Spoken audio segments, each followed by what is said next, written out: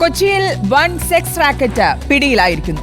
പെൺവാണിഭ സംഘത്തെ നിയന്ത്രിച്ചിരുന്ന 2 വനിതകൾ ഉൾപ്പെടെ 3 പേരെയാണ് പോലീസ് അറസ്റ്റ് ചെയ്തത്. ബംഗ്ലാദേശ് സ്വദേശിനിയായ പെൺകുട്ടിയെ 8 വർഷത്തിനിടെ രാജ്യത്തിന്റെ വിവിധ ഭാഗങ്ങളിൽ എത്തിച്ച് ലൈംഗിക പീഡനത്തിന് ഇരയാക്കിയെന്നാണ് വിവരം. കൂടുതൽ പ്രതികൾക്കായി പോലീസ് അന്വേഷണം തുടരുകയാണ്.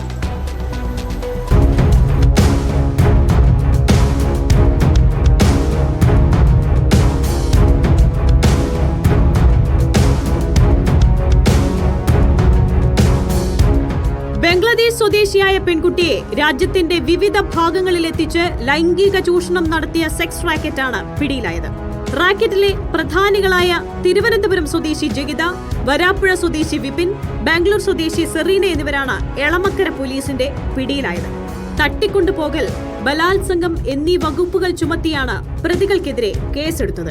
കേസിലെ പ്രധാന പ്രതിയെ പോലീസ് പിടികൂടിയിട്ടില്ലെന്നും താൻ പെൺകുട്ടിക്ക് സംരക്ഷണം ഒരുക്കുകയായിരുന്നുവെന്നും ജഗിത. പ്രതിനെ പിടിച്ചിട്ടില്ല. ശ്യാമാണെന്ന് പറഞ്ഞ ഒരാളാണ് ഈ പെൺകുട്ടീനെ കൊണ്ടുവന്നത്. നമ്മുടെ വീട്ടിൽ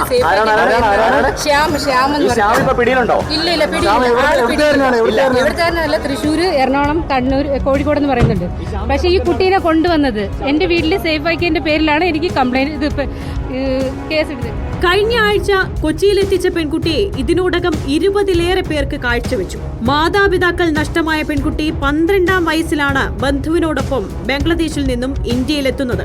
പിന്നീട് പെൺകുട്ടി സെക്സ് റാക്കറ്റിന്റെ പിടിയിൽ അകപ്പെട്ടെന്നാണ് റിപ്പോർട്ട്. രാജ്യത്തിന്റെ വിവിധ ഭാഗങ്ങളിൽ പെൺകുട്ടി ലൈംഗിക ചൂഷണത്തിന് ഇരയായി. പെൺകുട്ടിയെ കാണാനില്ലെന്ന് കാട്ടി സംഘത്തിൽ ഒരാൾ നൽകിയ പരാതിയെ തുടർന്ന് നടത്തിയ അന്വേഷണത്തിലാണ് പ്രതികൾ പോലീസിന്റെ വലയിലാകുന്നത്. പെൺകുട്ടി നിലവിൽ പോലീസ് സംരക്ഷണത്തിലാണ്.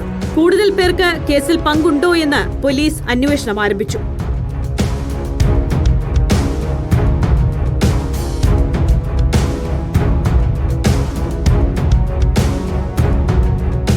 റിപ്പോർട്ടർ, കൊച്ചി.